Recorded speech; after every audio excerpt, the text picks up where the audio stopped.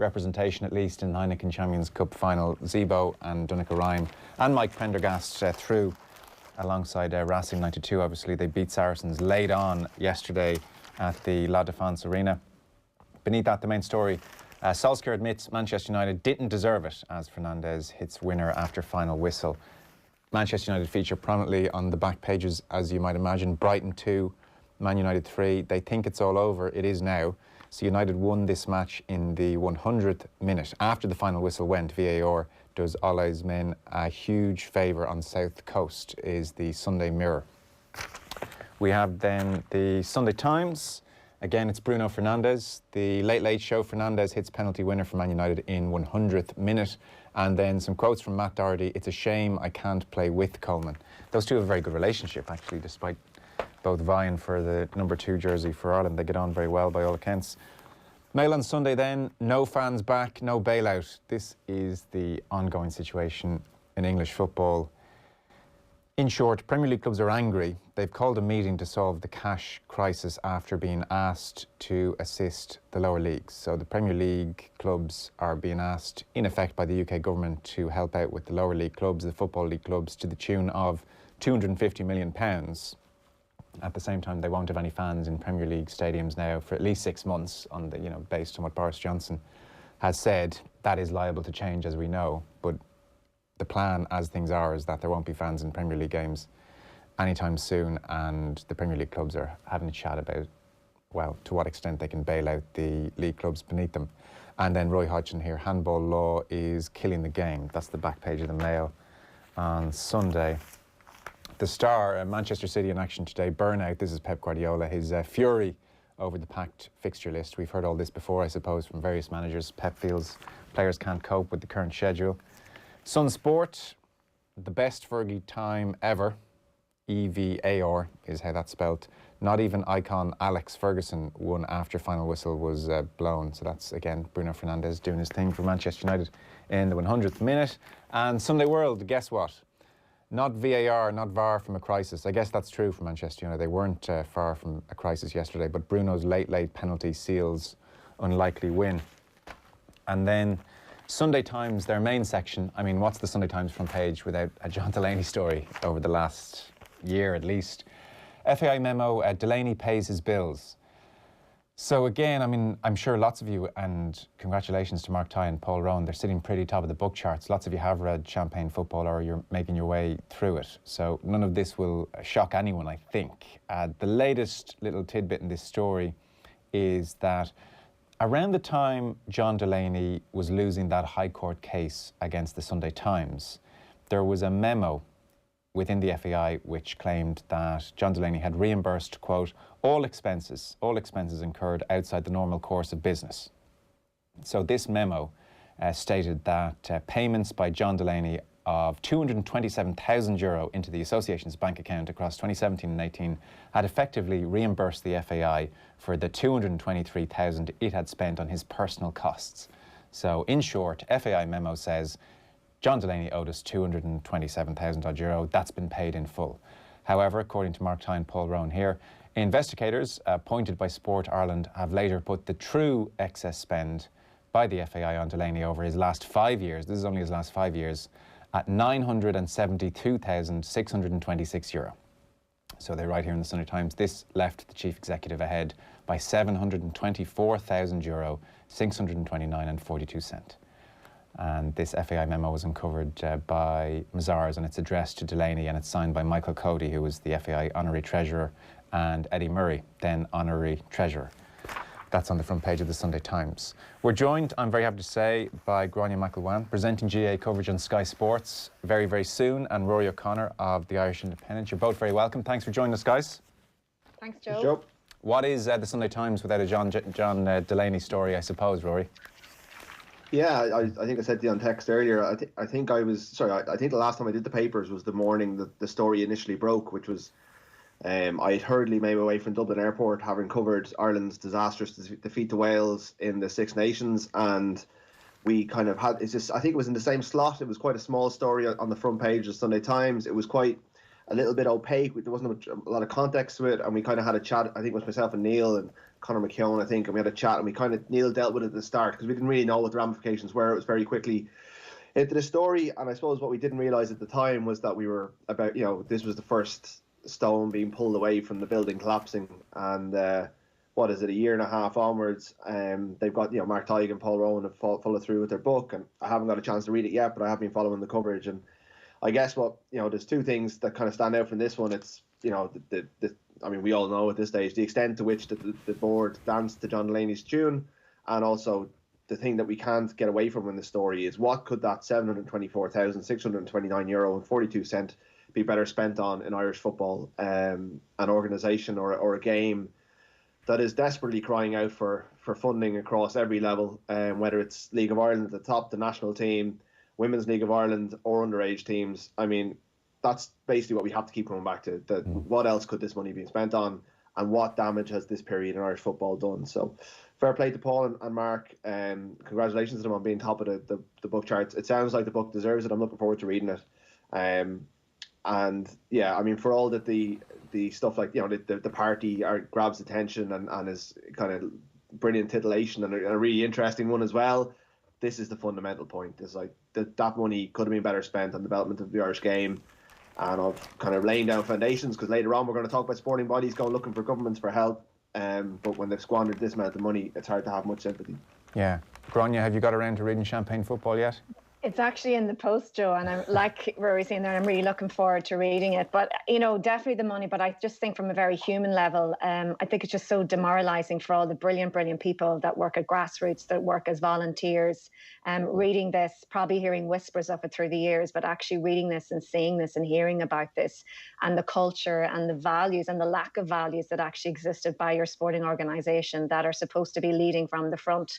So I think in terms of people reading this, there'll be a lot of anger, which we've already heard from a lot of people. But I just think for grassroots and volunteers and I think of those people that lost jobs and, just how disappointed and how angry that they must feel and frustrated. So, yeah, there's been so much money mismanaged and spent and obviously in the wrong areas. So you just hope that what's ongoing at the moment will lead to a much brighter FAI and a much brighter future, and that the culture and that the values will change from this. So fair play to Mark, as Rory said, and Paul there for their journalism and for their dedication continuing with this story and looking for the truth. And I can't wait to read it. I should have it on Monday morning, so I'm really looking forward to that. Good. There's lots to get through. Let's jump straight in. Pages 2 and 3 of the Sunday Independent are fairly unmissable, to be honest. It's part 2 of Paul Kimmage's interview with Gary O'Toole. It's all as part, I suppose, of the scrutiny at the moment on George Gibney on the back of Mark Horgan's and Kieran Cassidy's podcast, Where is George Gibney? This is part 2. Part 1 was last week, obviously. There's a great photo of Gary O'Toole, looks like out at the 40-foot here. Steve Humphreys took the shot. It's impossible to sum all of this up. I reckon the 2 parts are probably in excess of 13,000 words. To broadly sum things up in today's piece, George Gibney, I think everybody is familiar with at this stage, the former Irish national swim coach in 1993, charged with 27 counts of indecent assault. There was an appeal to the Supreme Court. There was a judicial review granted due to the amount of time that had passed since the offences had taken place. The High Court granted an order prohibiting charges proceeding against Gibney. He took off to Scotland, then the States, where he moved around a lot and resides today. And the question mark remains. George Gibney has not faced these charges in a court of law, and how is that? So Gary O'Toole was at the centre of uncovering the situation initially. He's talking here, with Paul Kimmage in this part, they pick it up. I'll try and sum this up broadly and then you guys come in and give your impressions of the piece. But he's talking about when Chalky White, one of the swimmers, first confided in him. And Gary says to Paul at a certain point, scared of what to do. Was I scared? Yeah, I think society was very different. You weren't ringing Marion Finucane on Liveline talking about abuse or paedophilia, so it was a scary time. Who could I tell? Where could I turn? He says the logical place was the Swimming Association, but the Olympic coach that came in after Gibney was Derry O'Rourke, jailed for 12 years in 1998 for sexually abusing young swimmers. And the person in charge of the Leinster branch was Frank McCann, who was subsequently jailed for life in 96 for the murder of his wife and child. So there was no one trustworthy, he felt. And also, Gary talked about having the Olympics very much in his horizon. So he says, how am I going to make this work while preparing myself for the biggest competition in my career? To be honest, he says, I put it on the back burner. the Olympics come around. At this stage, Gary has parted with George Gibney. Gibney knows that Gary knows effectively, but George Gibney makes his way onto RTE television for the Olympic Games. And Gary O'Toole says here that Gibney's on TV with Bill O'Hurley. He's lobbing bombs left, right and centre, trying to ensure I don't have the emotional strength or anything else to take what I know any further. So Gibney went after him in RTE effectively. And Gary says, my mother was in tears listening to some of the stuff he was saying. Okay, I didn't swim well, but it was the way he expressed himself. And he adds, actually, the interesting thing is that when Mark Horgan went looking for the archives in RTE, they were gone. There were archives of me as a 9 and 10-year-old, but nothing from RTE. On we go a little further. Post-Olympics, Gary gets himself together, realises he has to address the situation, starts going around to certain people, goes and visits one person who then confides to Gibney that this has happened. And Gibney calls Gary's mother. So Gary arrives back to the house. My mother was still up when we got home. I can't sleep, she said. That man George Gibney rang the house tonight. What did he want? Well, it was really strange, she said. Some other man spoke first, that was the victim, and said, you'd called him today and accused George Gibney of being a paedophile. He said he'd driven to Gibney's house and that Gibney was upset and that Gibney was standing beside him and wanted to speak to you. Then Gibney came on and started crying down the phone. Gary says, what did you say to him? I told him to F off and hung up, is one story from this whole thing. And on it progresses, you know, Gary, in his own very clever way, made contact with various victims. He talks about one victim, Burr, where the husband answered the door and said, we've been expecting you for years. Hello, Burr, I'm Gary O'Toole. Yeah, sit down there, Gary. And Gary says at that meeting, it was surreal. I said, look, I don't know if you still follow swimming, but people have confided in me about things that were done to them by George Gibney, and your name has come up. And I just want you to know that there's a move now against him to try and expose him for what he is. She said, sure, what do I do? Then we had a cup of tea, and Paul, her husband, came in and sat down. He said, you know, I've often wanted to pay Gibney a visit. And Gary says, that was a problem because my father and brothers also felt the same. And I said, no, we've got to let the system deal with this. Later on, he talks about his frustration with the Irish Amateur Swimming Association. That's been dissolved, by the way, in '99 on the back of all this. He says of their treatment of Chalky White, for instance, there wasn't a drop of humanity or empathy. They didn't once say sorry to Chalky about what he'd been through or show any consideration to the husband of one of the victims. They handled it atrociously. And if there's anything good that came from this, it was the disbandment of that poisonous organisation. And then a final area, he talks about the work of Johnny Waterson and Peter Murtagh at the Tribune, you know, phenomenal work on their part. And he says what Mark Horgan has done is humanise the whole thing. It's not a case of victim X and victim Y and victim Z. It's Patricia Carney, it's Burr Carley, it's Chalky White. And then just an extraordinary finish to the piece.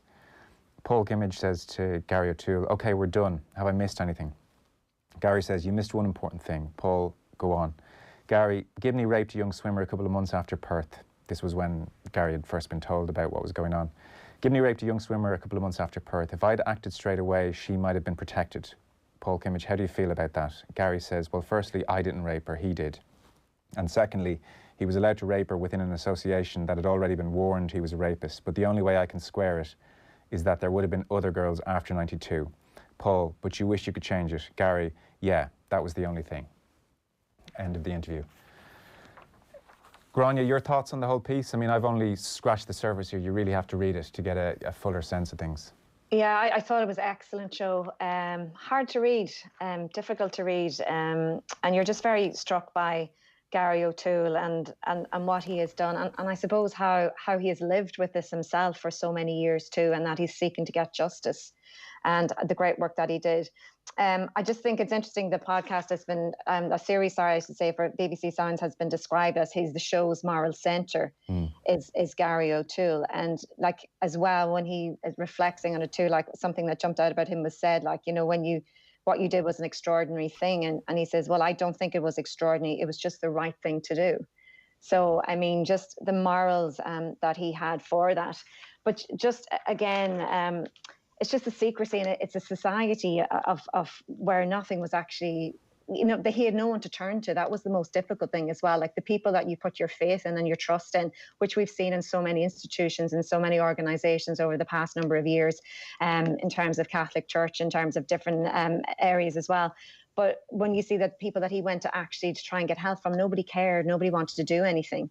And I don't think it actually affected him. And you could see that, like, there's elements of it where he went out drinking and, that he, and it affected his family as well. Like, his mum was in tears when you mentioned there that, when George Gibney was on with Bill O'Herlihy talking about Barcelona, and that she was in tears. And he was just trying to really get at him. And you could see that it affected him, that he was kind of drinking. But I think he really felt, I don't know, was a crusade the right word, but he really wanted to get justice for all these people, that someone had confided in him and he didn't want to let that lie. And I think when Charlie White, when he talked to that man and said that to him at the start, that what had happened to him by George Gibney, he knew in his eyes that he wasn't going to let it lie, and that he wanted to do something about it. So I'm really struck about how resilient he has been, that how it has affected him as well. That to me came across in this piece as well, but that he really wanted to do justice, and that he's very just that it was the right thing to do. I think, he's just a remarkable person, and I think we need more people like that, will say, because it's the right thing to do, and that's why he went on that journey to try and get justice. And I found it a very powerful piece to read, Joe, I must say. I really found it powerful. Yeah, Rory? Yeah, I mean, it's a few things. I mean, it's the importance of telling the story over and over again, almost, because I think the first thing Gary says to Paul in last week's piece is that we did this before, and it reminds me a little bit of the West Cork podcast, because I listened a bit to Mark's podcast this morning to try and bring myself as up to date as I could. I'm one behind, and this all happened during my lifetime. That story was published on the 4th of December 94. I was 11. West Cork, the murder happened in 95, I think, and it's always been there, and it's always been the story that's been kind of comes up every so often, or there's reports in the news, and you've lived through it, but because I was so young at the time, I'd never really understood what was behind it. Whereas when you see it laid out over 2 weeks like this, or in the podcast, it really brings home the extent to which people were affected by it. The courage of Gary, who has done this slot before, and sometimes he'd be on, and you probably never even mentioned George Gibney to him during that hour. You probably talk swimming and Michelle Smith. No, we have a few times, but in a way not dissimilar to this piece. He's very quick, I think, to not quite shut it down, but he doesn't want to overly claim some kind of credit. And he says in this piece, "Look, I'm not a victim here. Can we, let's get that straight." And he genuinely, I don't think, does feel he's a hero. I think he feels it was just simply the right thing to do. But I mean, not every, like, what's evident from this, it's evident from the FAI story we already touched on.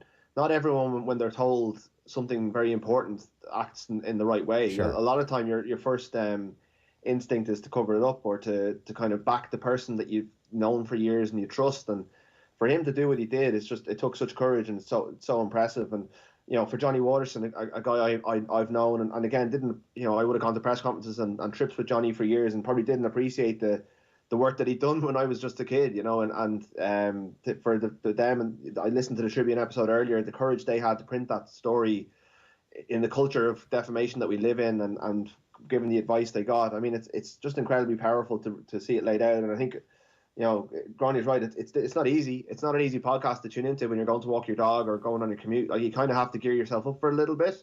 And often things like this are, much easier to tune into people talk about what happened last weekend, but it's worth setting time aside for this. And I sometimes with Paul, the Q&A style, Paul's Q&A style, sometimes I don't need the subject off, sometimes doesn't merit it, but Gary's such a good communicator. The story of the way he's kind of interspersed mentions of Gary's kind of initial swim coach who became a nun later on, and the letters he wrote to her, and even just his amazing correspondence that he's kept over the years, whereas, I barely respond to emails sometimes. Just the care and attention he's taken over the years to cultivate that relationship. I just love the way Paul's put it together. The picture is amazing, that kind of binds the whole spread together. I think it's Sea Point rather than the 40-foot. He'll upset the people of Sea Point who won't like that beautiful vista being lost at Dunleary.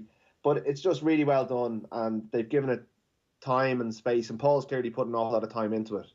And I think, like as Grainne said, it's a tough read in part, but that's not because it's not really well constructed and really gripping. It's just the subject matter is so serious. But we can't shy away from it, because there's kids in swim clubs, there's swims in GAA clubs, there's kids in rugby clubs around the country who need the child protection stuff that's come in since then to protect them from people like George Gibney. And that's because of what Gary O'Toole did initially, Yeah, like I think, sorry, Grainne. sorry, Joe. No, I was just going to say, I think as well, you could, I thought it was lovely that correspondence he had with Sister Gwen, and you could see how much he respects her and he respected her, and, and he wanted to keep on corresponding with her. And I think you could really tell respect obviously is a massive value for him by reading this piece and by looking at it and hearing it. But it was a lovely, it was not that it was a light antidote, but I just thought it was a lovely way that it was interspersed between the actual interview, because it was difficult to read in parts, and you had that she was somebody from his background and someone that he really respected and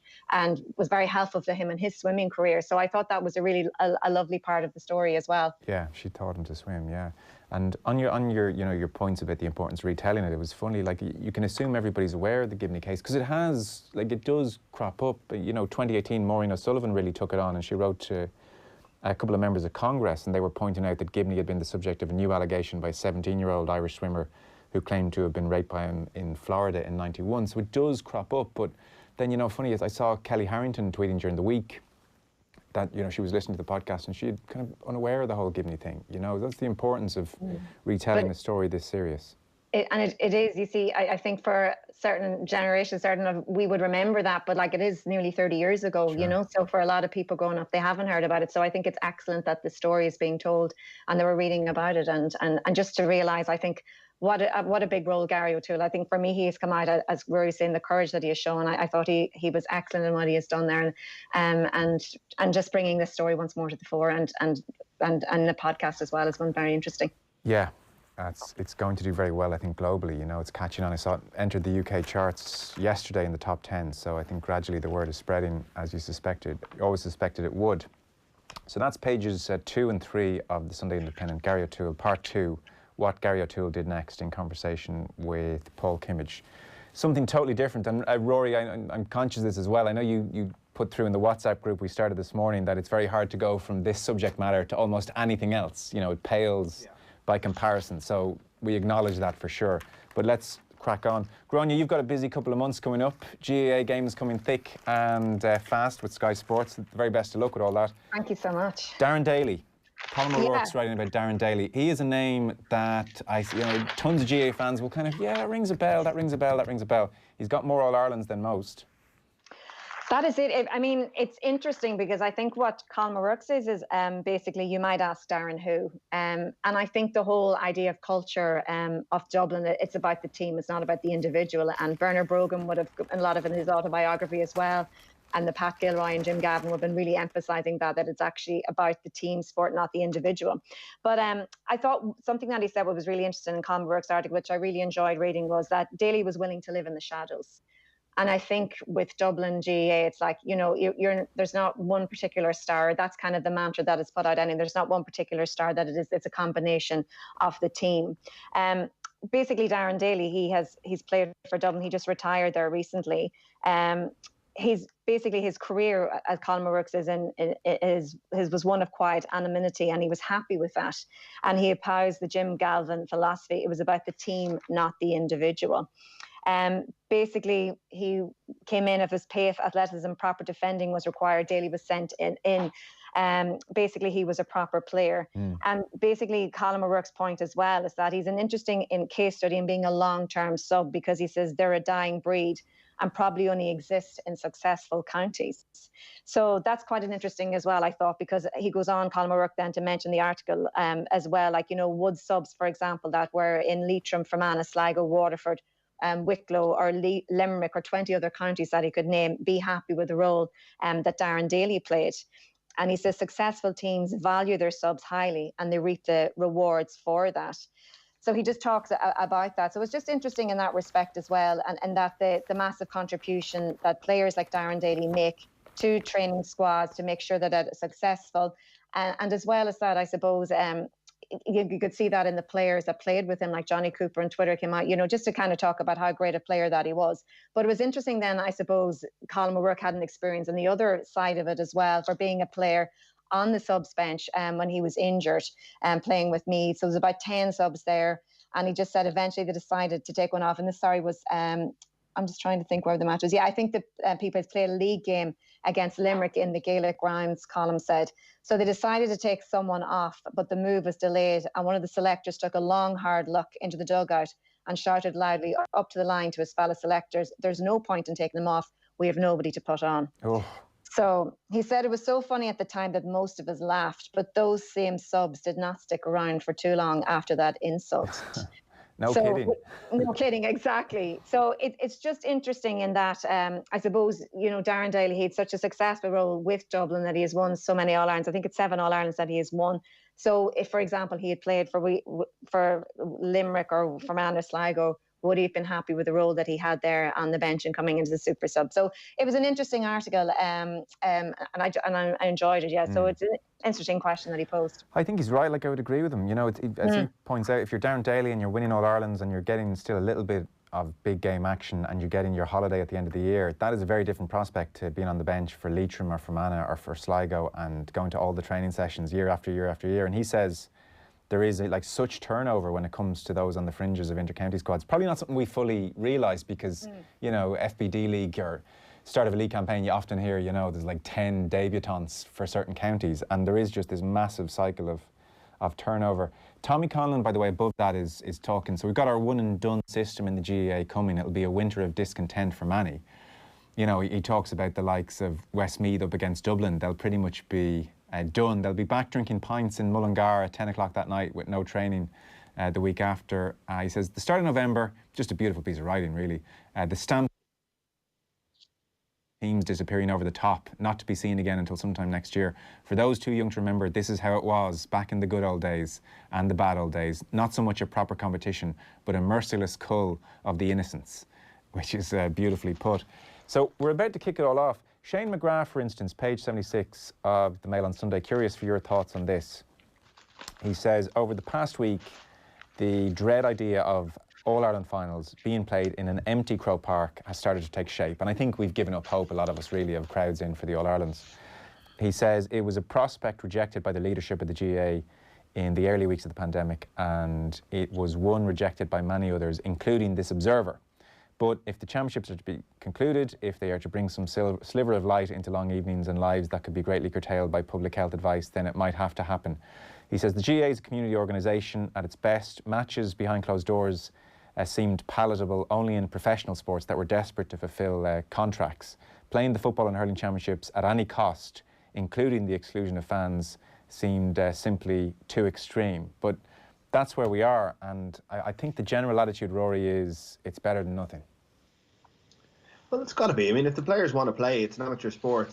Put the games on. I mean, it looks like Dublin are going to be playing league games at Parnell Park for the first time in a long time because they don't need Croke Park anymore. Does the All Ireland even need to be in Croke Park? All these questions are now on the table because if Croke Park is too expensive to play games in, then can you move them? I mean, whatever about professional sport, which at the end of the day may struggle to play its players after a while, the GAA kind of almost has to kind of keep this. You kind of have to. If they're allowed to play, they've got to play. If they're given permission, and it's part of the service they provide to the country almost is that they keep our attention go away from the more serious issues. So I know not being able to go to the games is going to be very difficult for everyone, but everyone's gotten used to that in every different sport. The hardcore GAA fans have gotten used to their club level. They've started streaming. They've all gotten used to streaming their games, and if we're allowed to play the games, play them. Unless there's an absolute financial barrier to doing it, I think you got to keep the show on the road as much as possible. We missed too much sport during that four-month shutdown or whatever it was. Long term, obviously, we need crowds back in stadiums at some stage, and if we don't, it's quite clear across the number of pieces in the papers today, the government will have to step in, and sport will have to join the queue with all the other businesses that are struggling. But it was interesting actually. Colm Cavanagh in his interview with Michael Foley did say that not having crowds was one of the reasons he's stepping away. That he found it very difficult. But other players seem to be getting on with it just fine. And I don't think it's going to cheapen it in any way this year if you win it this season. I don't think it's going to be a lesser All Ireland. Indeed, there's more jeopardy. There's no second chances for anyone, so it makes it almost all the more interesting. Yeah, Pat Spillane was writing as well, Rory. Yeah, it's a similar point. It's just, he was more talking about the financial hole that everyone's in and how the GAA will probably need its bailout a bit more than everyone else because they can't go to FIFA or World Rugby in search of a bailout. but just that sport is screwed without fans. You know, I mean, at the end of the day, fans I've never known their importance more than what they have at the moment. The people who pay 80 or 90 euro to go see Ireland, you know, if they've felt ignored over the years, they should really start thinking about their wish list of things they want from games and stuff, because their importance has never been so clear. Apart from Premier League and maybe Champions League, where the TV revenue is so high that you can get away with it, behind closed doors doesn't work for anyone. I know you, the Colm Cavanagh interview caught your eye as well, Grainne. Yeah, I found it interesting, I suppose, in terms of I'm just trying to find what page that I have it here now. Yeah, I just found it interesting because for him, he was actually going to head back. He was going to give himself another year. And Michael Foley did that interview with him, and then basically COVID happened. And I think for a lot of people, COVID has actually changed a lot of priorities. It's reassessed of where we want to go in our lives and what's important and what's not important. And that's across the board for all of us. So I found it interesting that basically I think it made him realise that maybe football wasn't the be end and end all. But when you read all the injuries, Joe, it's like he broke fingers, wrists, ribs. He wrecked his ankle and knees are in bits. His first championship game for Tyrone in 2007 was ended by concussion. The following year, his older brother Sean was stretchered off against Westmeath, having landed badly on his neck. Cavanagh came on and dislocated his shoulder. He's a scar on his chin, marks the spot where Dennis Bastick kicked him during a game against Dublin. And this summer, he took an injection in his knee to play club football for Molloy, and it didn't work. So, I mean, he's only 33, which I know is considered older when you're coming and for GAA and sport at that time. But when you think of all those injuries, like he started in 2007 in his first championship game, and look at the amount of injuries had in the 13 years. But what also struck me as well, you know, basically there was no sentiment. He just put up on Twitter he was gone. And then there was a 5-minute phone call to Mickey Hart, and that was it. He's out the door. And I found it interesting in his Twitter, and maybe I'm reading too much into it, but there was no mention thanks to all the managers and to Mickey Hart or to all the management team through the years, unless I missed that. But, you know, I didn't see any reference to all the managements. You know, usually you see that in their signing off. So again, I might be reading too much into it. Well, I don't know. I hadn't actually noticed that, but when you've only had one manager for 13 of your years, that is an omission, to say the least. Yeah. It kind of struck me. I just wondered why he didn't mention that, or didn't feel he wanted to mention that. But again, it comes across as well, like how close himself and Sean were in this article with Michael too. You know that, you know, I suppose they were very competitive as brothers. They played sport together, travelled together, played golf games that ended up with clubs flung into the water, squash games that left the car silent on the drive home, video games that broke the handset, and that cranky, persistent ambition to be better lifted them both as footballers and shaped them as people. So, you know, they were both very, very driven, and I suppose both supported each other on. But it's just like after the 13 years of all the injuries, he's just decided to leave, and that's it. I know, it just ends. It's mad. Ends. 5-minute phone call. I'm out of the WhatsApp group, and on you go. There's tons of rugby coverage, as you can imagine, on the back of last week. Like, a few things caught my eye, Rory, and you can jump in wherever you want to go. So we have in different areas, we have Stephen Jones launching a really firm defence of Saracens and everything they stand for. He read Tony Ward's piece last week in the Indo and didn't like the hatred he felt towards Saracens. I'll come to that in a second, but just on the Leinster stuff. So we have Neil Francis, nice guys get nowhere in a nasty world. I'll come to that in a second. But Peter O'Reilly goes through the theories of destruction, as the headline is, why Leinster lost. And he goes through the various bits of analysis he's heard all week, i.e., you know, so he'll go, number one, home advantage was no advantage, and his verdict on that is true, and he explains why, and he goes through various things. The Pro 14 is to blame for the loss to Saracens. He says that's false, and, you know, he makes the point 2 seasons ago Pro 14 was cited as the reason Leinster beat Saracens in the quarter-final, that they were allowed to rest their top players. But just in the midst of it, he talks about the scrum. And he says, the concession of 7 scrum penalties inevitably places the spotlight on Leinster set-piece coach Robin McBride.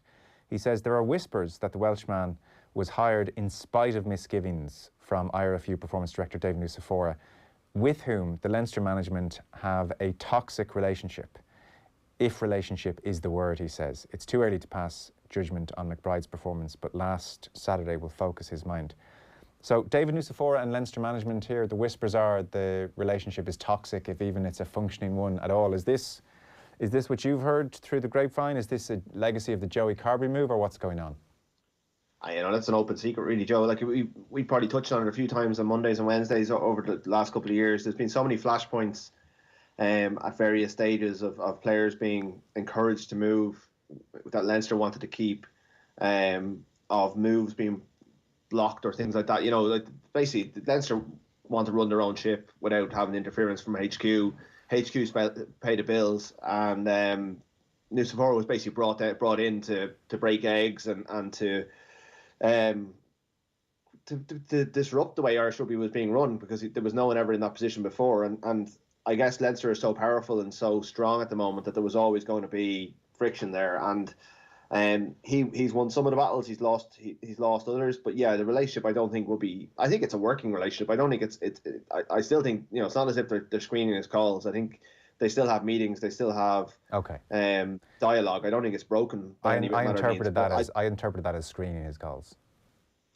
They might screen, but I think they always call back in the end. But yeah, I don't think it's a particularly good relationship. But I don't know if Leinster and IRFU need to have a good relationship. I don't know if this is necessarily a bad thing. But the McBride thing, it backs up something Brendan Fanning had in his Wednesday column on Independent.ie this week about how apparently Joe Schmidt hit the roof when he heard about it, and that Leinster were going outside the system, and that the work that Schmidt and Nusafora had done in promoting Greg Feek, who's now the All Black scrum coach, to be the national scrum coach, had been undermined by kind of Roundtree going in at Munster and Robin McBride going in at Leinster, and kind of all going off in their different directions, which they're all supposed to feed into the one. So, I think there's definitely toxic is strong. I don't know. It's definitely it's not a great relationship at the moment. Okay. But it's never going to be, because they're all pulling in different directions. Leinster want what's best for Leinster.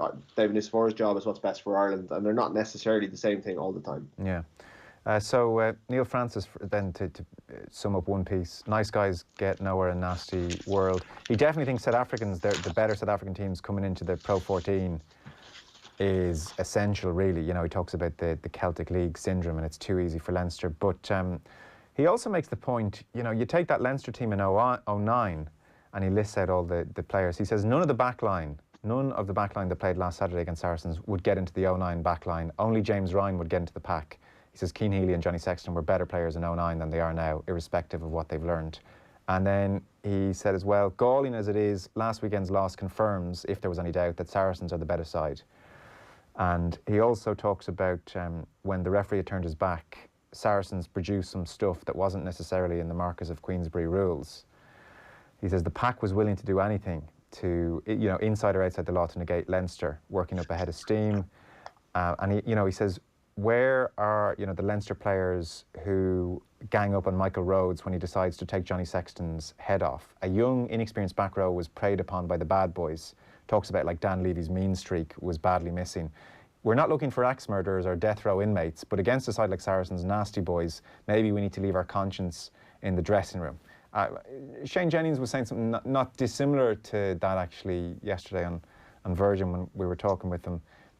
That's out there, isn't it, that the Irish back row is a bit nice? I think the Irish players in general are a bit nice, yeah. I think it's a big concern of Andy Farrell's that the focus on discipline under Joe Schmidt went almost to the wrong extreme, that, being on point and not giving away too many penalties became being nice. And while Ireland were strong in contact and stuff, there was often examples where you would expect them to show a bit more when something went against them, or like Michael Rhodes taking Johnny Sexton's head off. You would expect your teammates to kind of jump in for you. I think he's a bit harsh on the current team in that comparison. I think there's a few that will definitely get into that team, but it is interesting the way he kind of holds that kind of 2009 Leinster takeover from Munster and almost puts Saracens doing the same to Leinster. I think it's an interesting way of approaching it. I think we need more nastier players. Yeah, I think that's definitely it goes back to what Brian Driscoll said about dog. I mean, it's all different words for the same thing. It's aggression within the law and getting away with it. There's no Maro Itoje in Irish rugby at the moment, and the problem is we keep losing to Maro Itoje's teams. So it's a pretty simplistic way of looking at it a little bit, but it's very much there. And I don't know if he can, if that's not in James Ryan, who's a tough rugby player, can you manufacture that in him, or Ryan Baird, who's the coming man, or to be fair, where's the next? To James Ryan, he last week there's that great image of him charging out of Toje. But even you think back to Twickenham, he was one of the few that seemed to be peeved at the whole thing. Remember, he got into a scrap at one stage. His top was off. Like he was. That's what you want to see. Yeah. But I think they were chasing it a bit that day. It's almost like it's were they forcing it a little bit? Himself and Cedar Stander kind of chasing after a Toje. It's kind of got to come from within. It's got to be in you. Okay. And that's, I think, why Munster have gone after Snyman, because he's that kind of character. But, from Ireland point of view, they got to get it from within. We have plenty more to get through here. So there's another rugby story or two. There's an interview between Alisson and Ollie Holt. There's the US horse racing scandal, a couple of other bits and pieces. We're going to take a short ad break here on the radio. Nathan Murphy is on the way with the Spurs game commentary that is coming your way. We're going to continue here on all our social channels, and we'll podcast the rest of this chat. So from a radio point of view, we're going to take a short ad break now. Whereas by the magic of social media, we can just crack straight on. So we are here with Grainne McElwain and Ruaidhri O'Connor. Grainne, any of the rugby stuff catch your eye? Yeah, I just actually on the Peter O'Reilly thing, just underneath that article and page 12, the South African side's I knew look pro 16. But just one thing that I thought was very interesting, and I'll go back over the earlier part of the article, but just towards the end, Guinness have extended their title sponsorship for just 1 year, which I thought was interesting, because I think in the height of it, you would have had sponsors falling over themselves to actually sponsor different competitions. So they're obviously waiting to see what's going to happen before they commit to a further term with the Pro 12, Pro 14, Pro 16, whatever it will be. So it's kind of looking at the new teams that are going to come in, and just, I suppose, we're waiting until next Tuesday when we find out, well, actually, what teams will be taking part in the Pro 12. So it's it's one of the things he says here is that basically the Pro 14, the great thing that came out of it was like the Monday night rugby angle. That's what publicity department were kind of pushing, was this breaking new ground, which I know you've gone over on News Talk during the week, but was scheduling 14 fixtures for Monday evenings in October and November. But the juicier news story on Tuesday, however, that's when the General Council of SA Rugby meets virtually to vote on a proposal to send their 4 big franchises north, the Stormers, Sharks, Bulls and Lions. And according to South African sources, it's an open secret. So there's some people are for it. If in South Africa, people are against this Pro 16 concept. But Peter is saying the attraction of Europe is irresistible. The prospect of operating in the same time zone appeals to punters watching on TV and to players who can sleep on the 12-hour night flight, because one of the criticisms was that they have so many different hours that they actually, because of all the different time zones, that they actually don't have a regular sleep pattern or regular time that they're playing. So the idea of payments as well, made in euros or pounds, is also alluring. And critically, they're saying the repackaging has the support of CVC Capital Partners, which owns a 28% of share of the Pro 14 and has a 27% stake in the Gallagher Premiership. So it's just saying with bigger budgets, the big four would stand a better chance of keeping more of their Springboks at home. And this actually would bode well for them. And the European Cup competitions, though, this is something that they have to resolve, which is the Pro 14 is a qualifying tournament. Back in February, the Cheetahs were on course to finish among the top 7 slots, but wouldn't have qualified on the basis that PCR's accord, essentially its constitution, does not allow for the involvement of non-European teams. So this is something that they have to kind of come up with, or how are they going to resolve this? Basically, the CVC, what they say, are going to see a future where club competitions are based more on time zones than on political territories. So it's just interesting to see what happens there, and whether it looks like the 4 teams may join. Rory probably knows more about that open secret, whether it's going to take place or not. I think it is, yeah. I think, I'd be more interested in what people who are not immersed in rugby think about it as a concept, because, like, I think from a rugby point of view, that there will be better teams who add to it, but I think it's a confused competition that just, I'm not sure by going in another geographical direction will really sell itself outside of the hardcore who always go. I mean, it just, Leinster used 53 players last season. They don't have to field their strongest team every week. It takes place during international weekends, and this is why I'm sure Guinness are reconsidering. They're only committing for a year. They're seeing, I don't think they sell in South Africa. I don't think it's a big market for them. So I don't know whether they're the right brand to be involved anyway. And I think it will be good for all of the Irish teams to play those oppositions more regularly. But in terms of selling it beyond your hardcore, I'm not sure it's going to be a panacea for the pro, whatever it is, in terms of kind of reaching a broader audience, particularly while it's on a network that's not available to a lot of people because of a dispute between 2 TV networks as well. So, for instance, there, Peter Riley is arguing that like the Pro 14 is to blame for the loss to Saracens. He's saying that he doesn't go along with that at all, whereas Neil Francis saying directly the opposite. Where are you on that, Rory? I think it's a contributing factor, but you couldn't say it's to blame. I think the fact that they only played Munster twice and Ulster twice in 4 weeks before they played Saracens, it didn't maybe prepare them. But if you read Neil's Frano's piece about being nasty, I think if you asked Ulster and Munster, they think Leinster are plenty nasty because they bully all the teams in the Pro 14. It's just when they step out beyond their own playground, there's bigger bullies out there, and we saw that yesterday because Racing were well able to live with Saracens' power game. So I think playing better teams and being tested more regularly is better for anyone. And I think a better Pro 14 and being tested, winning 23 games or 25 games in a row probably in the end wasn't good for Leinster, even though it was an achievement worth marking. I think losing a few games and having introspective weeks during the season when it's not the week after the end of the season is probably a more healthy place to be. Yeah. Stephen Jones, by the way, has kind of leapt to the defence of Saracens here in the Sunday Times. He read Tony Ward's piece where Tony Ward says he hated everything about Saracens that they stand for.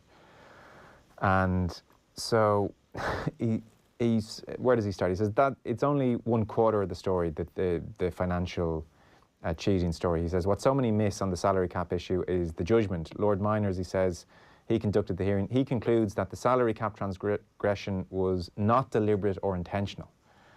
I hadn't fully realised that. I mean, I wonder how it's not deliberate or intentional, but that's what was said in the judgment. But he goes on to say, as for hating what Saracens stand for, that is to speak in total ignorance. Saracens are a great rugby club.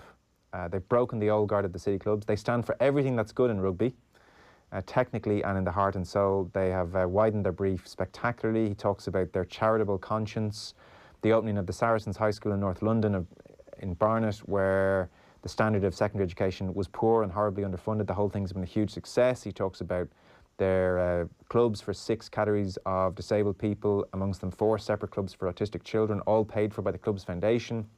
They take in inmates from local young offender prisons. They put them through a rugby programme to teach discipline and fitness, and the reoffending statistics are very impressive. You can count 9 other charitable activities with which they are involved. He talks about them having the best academy system in the sport and so on. So I mean, like it's a Saracens love-in, really, Rory. I frankly, it's not how they're going to be remembered. No, I think it's the way Stephen Jones will remember them for as long as he's around. If I ever break any laws, I want Stephen to be my barrister because he's well able to construct an argument in the. Defense, to be honest, by the end of it, I was reading it going, maybe they're not that bad, And it's all like, I mean, I think he's taken a line out of a 40-odd page judicial review and used that to base his kind of sure that the rule breaking wasn't that bad, but at the end of the day, they broke the rules and they're paying the punishment, and all the stuff they do for the community is great. But it's like Owen Farrell, that when a player gets banned and it's reduced because of the mitigating factors of he walks his granny to the shops and he wore a nice suit to the hearing and all that sort of stuff. It's that kind of stuff. I mean, at the end of the day, I think what Tony Ward is talking about is the team and the club. And I'm sure if you put all of these things to Tony, he'd accept them as maybe the institution isn't that bad, but at the end of the day, as a rugby team, they broke the rules and that's why they're being relegated. Grainne, you were looking out for some coverage of Arsenal Spurs, the FA Cup quarter-final yesterday, or even Peamount were in action yesterday. You're not seeing too much. I'm not. I just want to add one of the things that he's written there that adds it. And if you're searching for an element of arrogance or conceit, you will fail. So there you go. So that's what he had written as well about Saracens. But yeah, in terms of women's sport, and we're talking about the 20 by 20 campaign, Joe, where a new element of it was released there. I think it asked what poses next for women's sport and more visibility. And I just think, we're talking about all this. And one of the things I was looking for, was Arsenal were playing Tottenham in the quarter-final of the FA Cup yesterday. And Arsenal put up on Twitter, I'm not sure if you saw it, it was basically a picture of, I just phrase it correctly now, it was basically, there's no kind of football over the weekend. And kind of, what are we going to do for the weekend? And what it was, I don't actually have it in front of me now, but what it was basically was 3 guys looking very glum because there was no football for Arsenal over the weekend, and a few tweets were coming back. Well, there is, like, because the women are playing on Saturday in the FA Cup quarter-final. So just you know, I think we're talking about wanting to see more visibility for women's sport. We want to see this happening, but you know, where is it? Like, you know, this is the FA Cup, you know, there's nothing, there's some other papers I haven't seen it in, but there's nothing actually that's actually referenced to it. And we have Katie McCabe, of course, playing with Arsenal. The one for another was Alex Morgan, who of course was playing for Tottenham. She was going to be, she was on the sideline, you know, there was a chance that she was going to come on. She didn't. And of course, Alex Morgan is former World Cup player with the USA and won recently. So it's just disappointing. Like, there's a lot of tokenism, a lot of talk about wanting to see more visibility, but actually when we have this area of doing it, it doesn't actually show up. And it was all coverage of the Premier League of the weekend. And in terms of League of Ireland as well, and Peamont and Shelbourne were playing yesterday as well for top of the division clash as well in the Women's League here in Ireland. And Peamont won 5-1. So there's the top 2 teams playing against each other. And again, there's no mention of that. So I just think, you know, if we're going to take it seriously, and if people are saying that they're taking it seriously, like, where are the actions to back this tokenism up? And I'd like to have seen a paragraph where, I know papers, every media, every print, everyone's stuck for words, but you could put in 200, 250 words, which we've seen in some papers for some other matches in the men's game taking place. So it just would have been nice to see something written about it and something spoken about it. So I just wanted to mention that today as well. Fair point.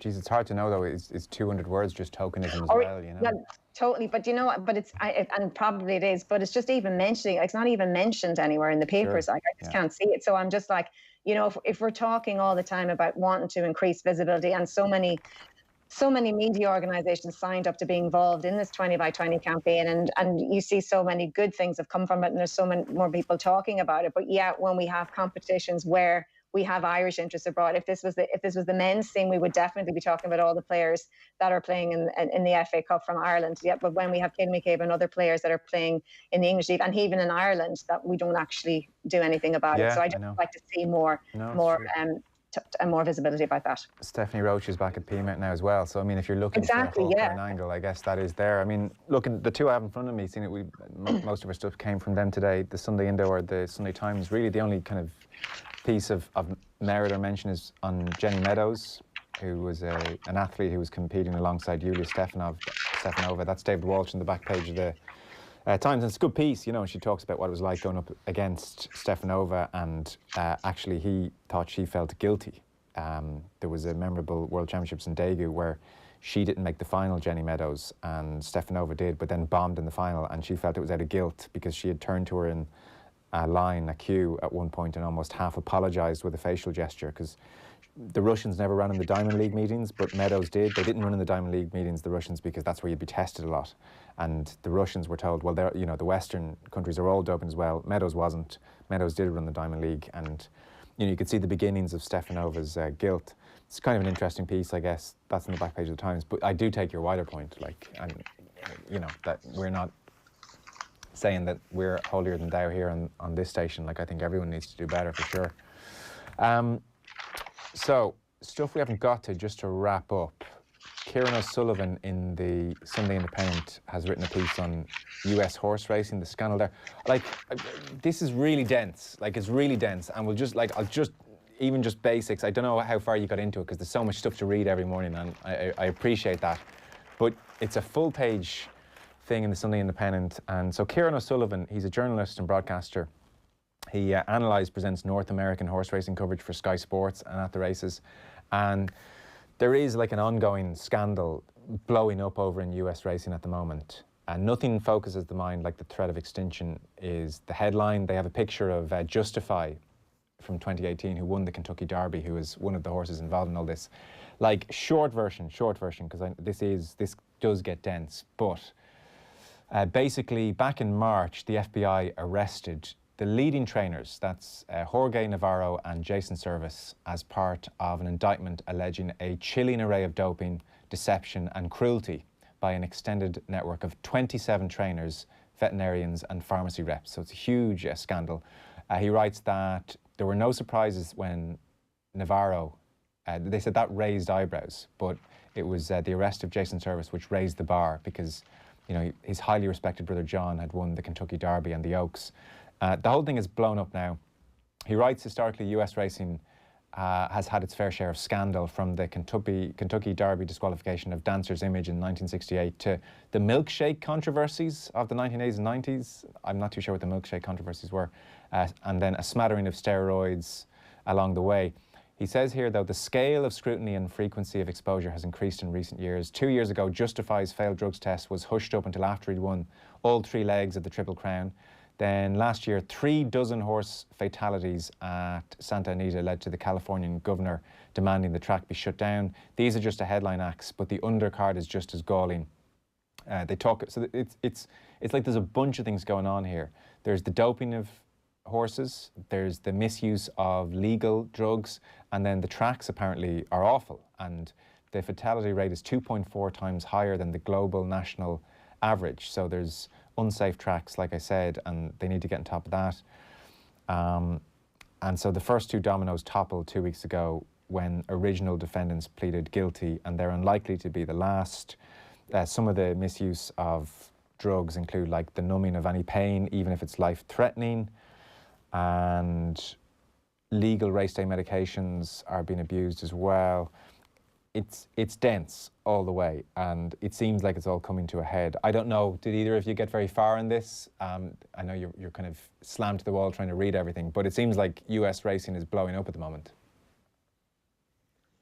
Yeah, I read it as best I could, really, because it is, as I say, I mean, Demp's probably does it a disservice because it's interesting. Yes, I mean, for sure. Yeah. There's very little wasted wordage in it. You know, it's you know, like, what is it, about 2,000 words in steps Mitch McConnell.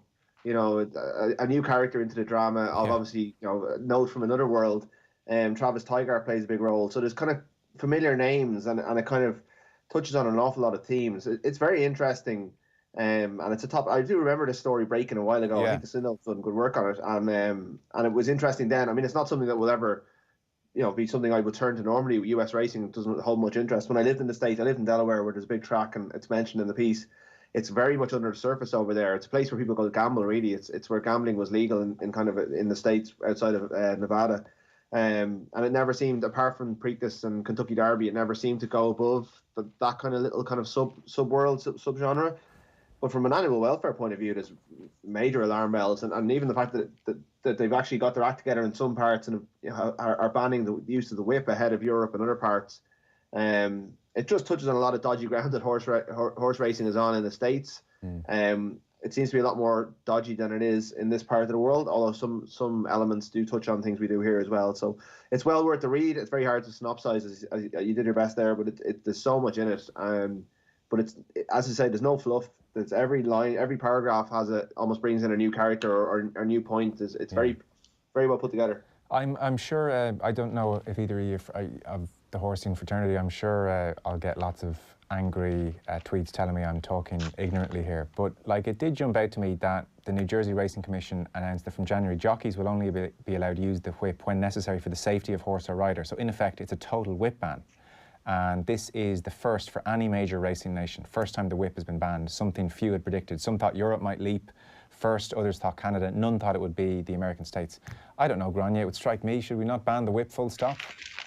Like, why, you know, okay, they've done it in the US. I mean, the image of the whip isn't a good one for racing.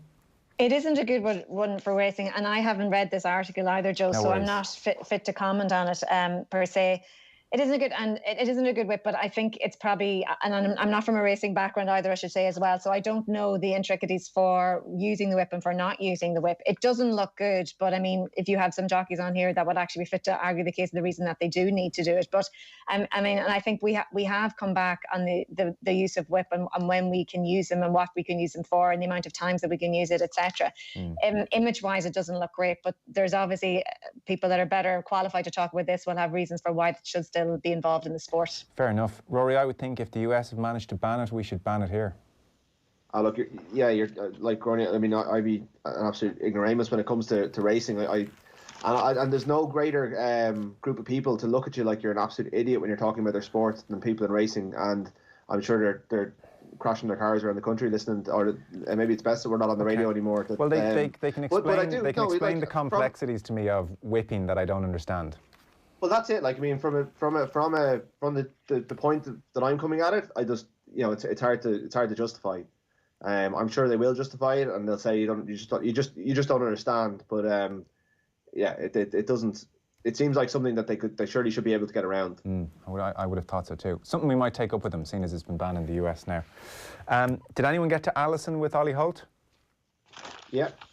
So Liverpool goalkeeper, Brazilian, comes from a long line of goalkeepers. I mean, he came across as just a very normal fella. And at one point, Ollie Holt makes the point, what's so striking about Alisson and his long line of crazy goalkeepers in his family, including his dad, is just how normal Alisson is, frankly. That's what jumps out at Ollie Holt. Yeah, and yet, I thought it was interesting, but the thing that I always come to with Alisson, if you say his name, is him baptising Roberto Firmino. And that element of it, he talks about God, but I think he's a born-again Christian. I would like to know more about how he came to be in a position where he's baptising one of his teammates in a swimming pool.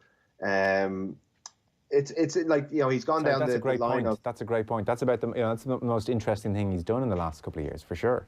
Yeah, I mean, like winning the Champions League and the league and being a brilliant goalkeeper is interesting. And like the stuff about Brazilian goalkeepers is interesting. That's the line Ollie Holt has gone down, and you don't know what's on the table or off the table when these interviews are arranged, or whether it's pure people in the room and all that sort of stuff. It can be even the picture of Alisson that they've got a snapper in, but he's kind of sitting in a chair. It doesn't look like they got much time to go and take a few good pictures, because it's not a great one. It's an interesting interview. There's just even Brazil is a very interesting place at the moment.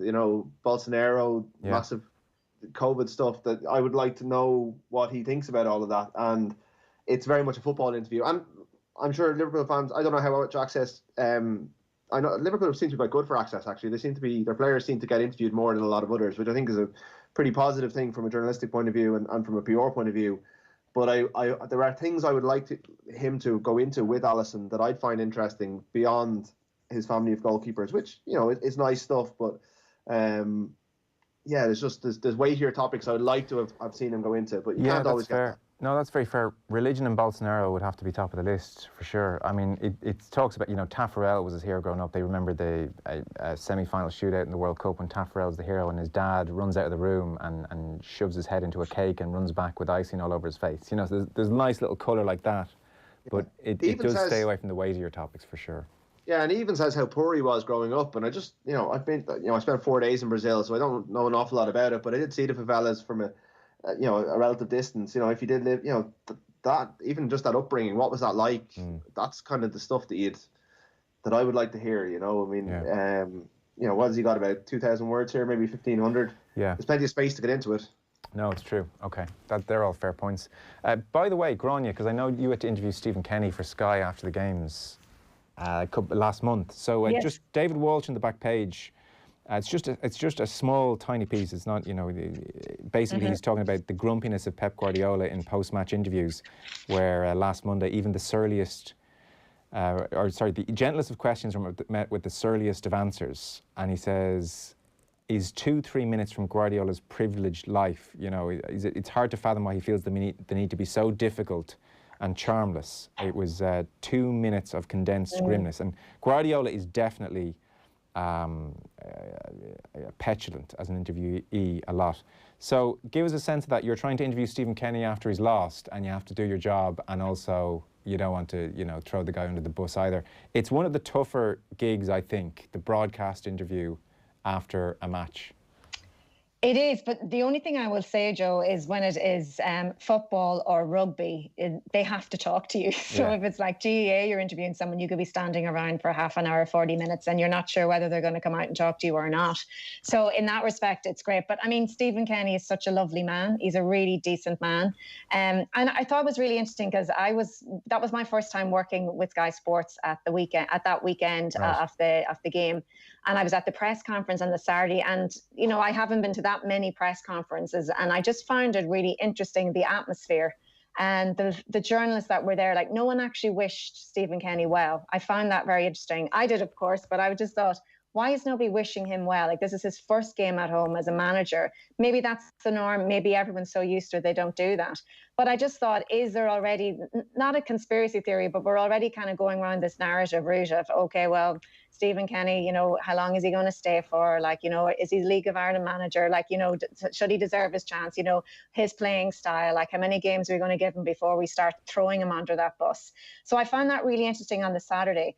And then on the Sunday, he was lovely to talk to. Obviously, extremely disappointed, Joe, that they didn't win. I mean, is that the first time? It was in 6-7 years that the debut manager hadn't won their match, I think, at home. So for him, he was obviously massively disappointed not to have done that.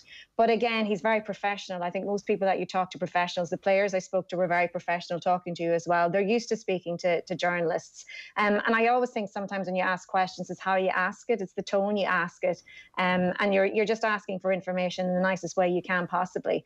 But I think in some Premier League managers, you know, for example, Jose Mourinho, I know people have told me that they've interviewed him, and off camera he's lovely, really nice, very friendly, very warm, and then the minute he goes on camera he goes into character. Right. So I wonder, is Pep Guardiola like that? I don't know. Yeah, I wonder. On the not wishing well, I guess, like, journalists, it's a weird thing with the national sides, isn't it? Like, we're not there to wish well. We're there to scrutinise and ask questions. But why not? Why not say to someone, the best of luck? This is your first debut game at home. Yeah, maybe. Why don't we get behind our managers? That's what I don't understand. Like, does there have to be a bit of distance? As in, you know, if we get too friendly and I'm, you know, if I'm too friendly with you and then we lose 6-0. And really the question I need to ask is, are you considering your position? Am I less likely to do that if I've been wishing you well and becoming almost friendly? Or you almost have to step back and acknowledge, I can't in any way be friends. As much, like Tony O'Donoghue, I thought, you know, brilliantly with Martin O'Neill. Tony O'Donoghue wants Ireland to win, I'd say, as much as anyone. And yet had to put it up to the manager and put, you know, concerns of fans to him. And I suspect maybe the concern of any journalist is if you get too pally-pally, are you going to do your job when you have to do it? Yeah. But I think your first home game, Joe, like, I think you can say good luck, you know, best of luck in that. I mean, and absolutely. Do you mean in like their questions in the press conference? Yeah, just at the end. And maybe that's the norm. I just thought that was really, you know, I know I've been a rugby press conference where they say good luck or, you know, best of luck or whatever. I just found it really strange that no one just said well done and best of luck, you know, or not well done, but best of luck, like for the upcoming game tomorrow, like against Finland. Like like off mic, like after it was over kind of thing? Or do you mean actually on the record? Both, on and off mic. Okay. Nobody said it, which I thought was very bizarre. But maybe that's the norm. But I know at other press conferences I've been, whether it's GA, whether it's rugby, people have said, you know, good luck, you know, best of luck tomorrow, best of luck at the weekend or whatever. Yeah. I just thought that was strange. No, it's interesting. You know, because I thought this is your home debut game. Like, let's get behind the manager. Let's show some positivity. And that was like actually a theme. I thought there seems to be so much negativity about the Irish side. And, you know, it's only actually beginning with Stephen Kenny. So I just thought, like, why don't we just be positive? Why don't we just get behind the team and just support them? But I guess, yes, if results don't happen, you know, if results next month don't go according to plan, well, then let's bring in the hard questions and then let's start things. But Stephen Kenny's only just started. So I was just thought at the very beginning, from a media point of view, it's just be supportive for this. It's just easy just to say, well done, or sorry, best of luck. I keep saying well done. Yeah. Best of luck. I just think, you know, why don't people say that at the start? I guess there's no harm saying best of luck. I definitely think we're not there to support them, though. We're there to reflect the reality of what they've done. Yeah, I do, but I don't know. I would be supportive of anyone starting off on a new journey because you really want them to do well, Joe. And I just think absolutely you're not their best friend, and you're not actually there to say that they were amazing if they weren't amazing, and you have to call out mistakes. 100%, you have to do that. But I just think somebody initially starting off, and when you're starting to hear the narrative and read and maybe hear the narrative more and see the narrative on social media in particular about where certain players or the manager is going, and that's important as well. But I also think when someone's starting out, I just find it strange that no one just said, you know, the very best of luck. I hope it goes well for you. Okay, off camera or off mic either. Okay, fair enough. I mean, I think, to be fair, Stephen Kenny in particular would have a very good relationship with all of those journalists, and maybe they've wished him well in one capacity or another. Absolutely. Maybe I just didn't see that, or I didn't hear it on the day. That was just one of my initial thoughts on it. But to go back to your first point, he's a lovely person to interview. Again, massively disappointed. So you're just being tactful at the questions you ask, while trying to ask the questions, obviously, about the game and decisions that they've made, and finding out the reasons why they did that. Yeah, no, it's delicate. There's no doubt. Rory O'Connor, you, I understand, would wish Joe Schmidt good luck at the end of every press conference, and he would say, "Rory, from you, that means a lot." Oh, well, there's this. I don't know what it's like in COVID times, because I haven't had a real press conference in a long time. But there's always this weird thing where you shuffle up to get your dictaphone and you try and have an extra little chat at the end. And some people are good at it, and some people are bad at it, and some people completely. I don't know. I don't know. I was going to use a word there I shouldn't have used, but they kind of make it. It's an awkward one, and it is a professional place and it's a professional environment. And I definitely don't think our role is to get behind the team or in any way. But I certainly wouldn't have any truck with saying good luck. I know when Stephen Kenny looks out of that room, he's been seeing those faces for 20 years, and he knows the ones that would be wishing him luck, and he knows the ones that are not. And I'm sure some of them were privately onto him. And I think that was probably about the 5th time that week that they'd seen him as well, because the soccer manager gets out in front of the media an awful lot more than the rugby manager as well. So I do think there is a... Sorry, Rory, I don't think that week. I think with COVID-19, everything's just been pared back totally. Like, I think in previous internationals, you would have had access for the full week. But I think, as far as I remember, I think that was just that was the first time we were meeting him in that official capacity. It doesn't surprise me, and maybe that's because I'm too used to these press conferences, and maybe it is a very, I don't know, male and macho environment where no one wants to be seen to be a fan of a typewriter, for want of a better phrase. But I know that.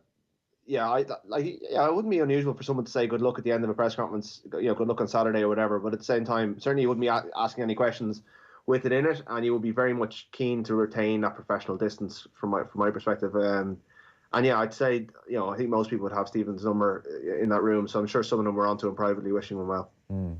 It's an ongoing line that, we've got to wrap up here, but increasingly even you're seeing journalists in the UK, if they're covering a certain team, they'll tweet the goals as if the capital letters goal, and I've seen other journalists say this is not how you should be covering the team. And in America there's it's a real no-no to be cheering in the press room, but then you look at La Liga and you've Barcelona journalists losing their minds when they score in the press box, and where you find that line, not least when it's the national team, is really difficult. And then when it's GAA and you're talking about amateurs, there's a different level, I think, as well. It almost seems, Grainne, it's up to each journalist to find what they're comfortable with, because I don't know if there is a hard and fast rule anymore. It's all very personal, I think, especially with social media.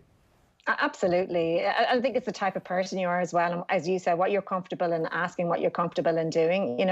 Me as a person, I just really want everyone to do very well. And regardless of covering them or not, I'd like every manager, every players that I want to do well. Obviously, I have teams that I support where I'm from, local teams, that I'd like to see do particularly well. But you have a professional demeanour that you have to do. You have a job to go out and do, but that doesn't mean that you can't wish people well and that they hope to do the best job that they can do of their abilities, both players and management. I would always like to see that happen for whatever team. Yeah, I guess we got to be... Fairness is almost the best thing to strive for, isn't it, one way or another? And respectful. Yeah, for sure. Rory O'Connor of the Irish Independent, pleasure. Thanks very much. I may well be chatting to you during the week on the rugby coverage. And Grainne McElwain, presenting GAA coverage on Sky Sports. Best of luck. When do you get underway?